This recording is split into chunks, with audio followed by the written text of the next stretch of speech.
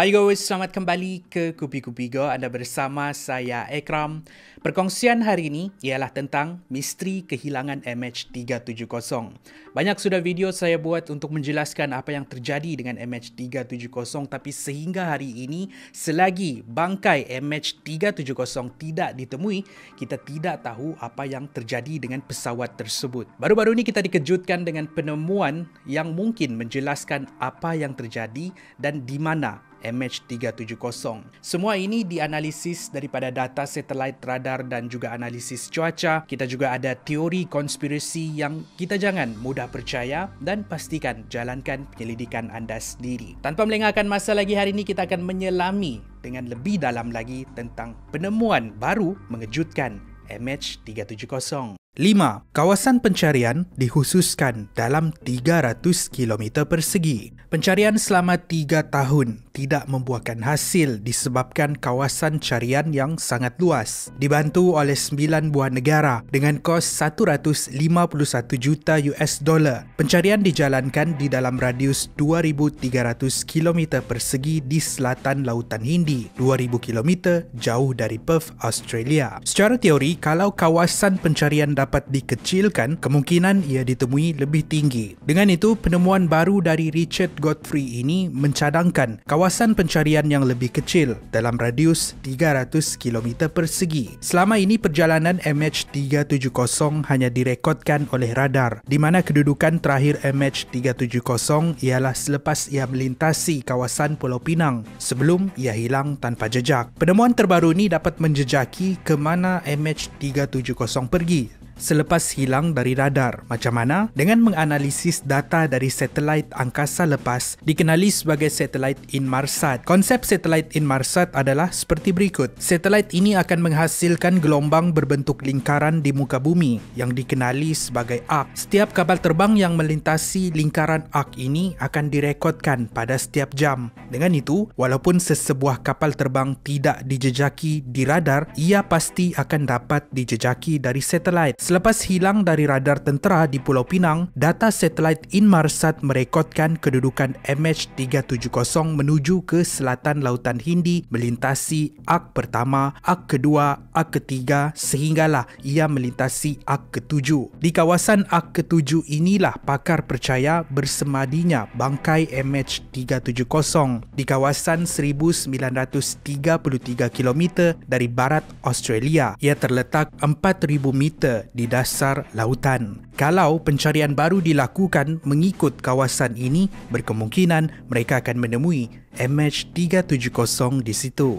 4. Laluan dan insiden pelik MH370. Penemuan terbaru Richard mendapati sesuatu yang pelik tentang laluan yang diambil oleh kapal MH370. Dia menganalisis ini menggunakan data yang dia dapat dari teknologi Weak Signal Propagation Reporter ataupun WSPR, WHISPER. Apa yang kita tahu sebelum ini, MH370 berlepas dari KLIA pada pukul 12.42 pagi. Ia menghala ke perairan Vietnam mengikut laluan ke Beijing dan sepatutnya mendarat di sana sekitar 6.30 pagi. Sekitar waktu ini, perbualan di antara ketua juruterbang kapal dengan menara kawalan sempat direkodkan sebelum alat komunikasi dimatikan sekitar pukul 1.07 pagi. Malaysian 370, contact Ho Chi Minh 120.9. Good night.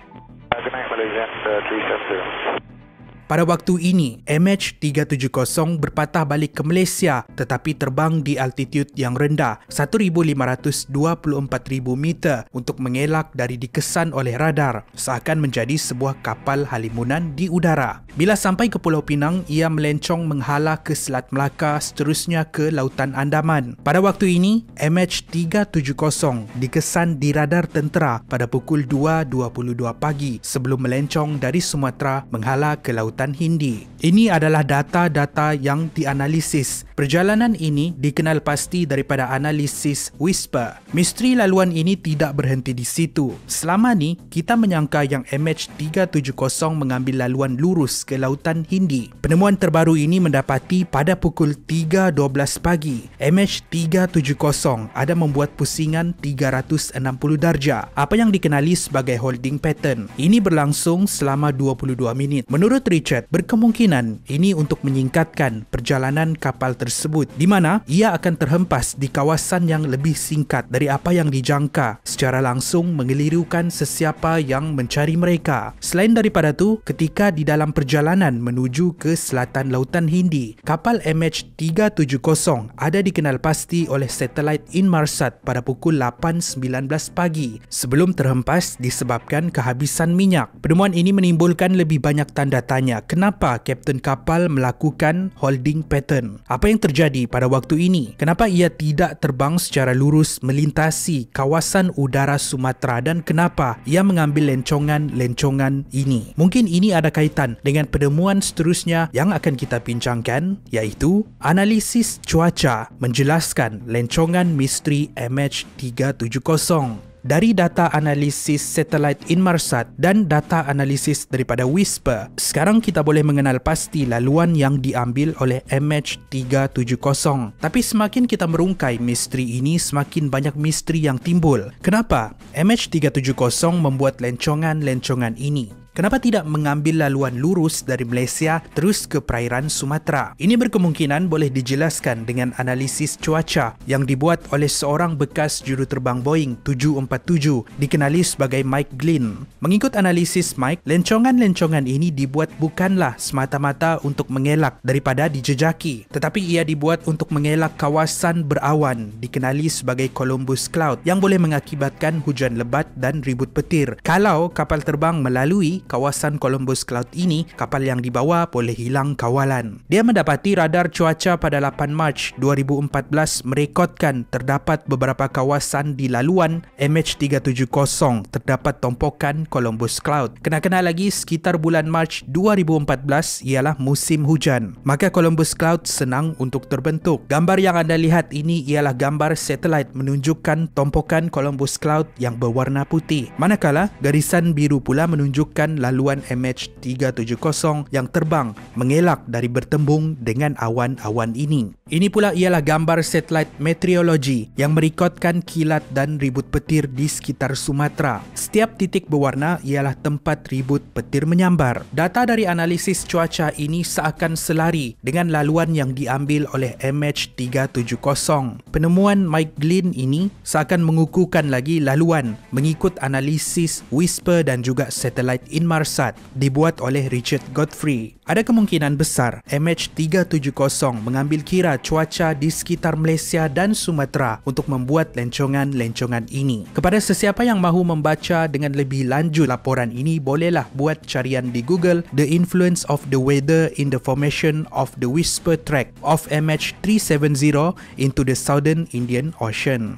2. Misteri Holding Pattern MH370. Ambil penjelasan yang ini sebagai satu teori dan bukannya fakta tentang holding pattern ataupun pusingan 360 darjah yang saya sampaikan tadi. Holding pattern selalunya dibuat oleh juruterbang untuk melengahkan pendaratan kapal. Contohnya kalau lapangan terbang sesak, kapal di udara perlu menunggu untuk mendarat dan mereka akan membuat holding pattern sebelum diberikan kebenaran untuk mendarat. Holding pattern dari MH370 ini seakan menambah lebih banyak misteri di sebalik kes MH370. Lebih banyak teori dari fakta untuk menjelaskan perkara ini dan semuanya berbalik kepada ketua juruterbang MH370. Teori mencadangkan yang berkemungkinan berlaku sesi rundingan di antara juruterbang dan juga menara kawalan, di mana rundingan ini dikatakan melibatkan satu isu politik tentang seorang ahli politik yang dipenjarakan sehari sebelum itu, iaitu pada 7 Mac 2014. Kononnya, kalau ahli politik ini tidak dilepaskan, ketua juruterbang akan menjunamkan kapal. Mereka membuat teori ini selepas mendapat tahu yang ketua juruterbang adalah seorang yang lantas lantang mengkritik Perdana Menteri pada waktu itu sehingga tahap menggelar dia bodoh. Selain daripada tu, Ketua Juruterbang juga aktif di dalam parti politik pihak pembangkang pada waktu itu. Rundingan 20 minit tidak berjaya, permintaannya tidak dituruti. Dengan itu, teori mencadangkan dia melarikan kapal dan melakukan pembunuhan beramai-ramai. Teori pembunuhan beramai-ramai ini menjadi bualan hangat selepas bekas Perdana Menteri Australia Tony Abbott membuat kenyataan dia sendiri diberitahu oleh golongan atasan Kerajaan Malaysia yang MH370 adalah kes membunuh diri dipelopori oleh Ketua Juruterbang. Tetapi Kerajaan Malaysia tidak mahu dunia tahu sebab